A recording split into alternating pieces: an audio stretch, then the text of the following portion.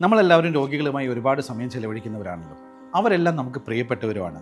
നമ്മുടെയൊക്കെ ഒരു ധാരണ ഇത്തരത്തിലുള്ള മരുന്നുകൾ ധാരാളം മേടിച്ചു കൊടുത്താൽ മതി എന്നാണ്. അത് മാത്രം മതിയോ?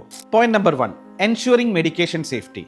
അൾഷിമേഴ്സ് പോലെ മറവി രോഗമുള്ളവർ കൃത്യമായി മരുന്ന് കഴിക്കാൻ മറന്നു പോവുകയോ ഒന്നിലധികം തവണ മരുന്ന് കഴിക്കുകയോ ചെയ്യാനുള്ള സാധ്യതയുണ്ട്.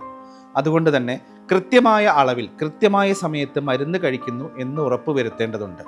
Point number 2, emotional and psychological wellbeing.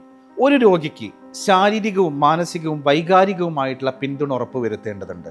അത് നമ്മുടെ ഓരോരുത്തരുടെയും കടമ തന്നെയാണ്. And finally the point number 3, A shared responsibility. രോഗശാന്തി ഒരിക്കലും രോഗി ഒറ്റയ്ക്ക് ചെയ്യേണ്ട ഒരു കാര്യമല്ല. അത് രോഗിയും രോഗിയെ ചികിത്സിക്കുന്ന ഡോക്ടറും കെയർ ടേക്കറും കുടുംബാംഗങ്ങളും എല്ലാവരും കൂടെ ചേർന്ന് ചെയ്യേണ്ട ഒരു കാര്യം തന്നെയാണ്. So the physical and mental health is very important for care takers.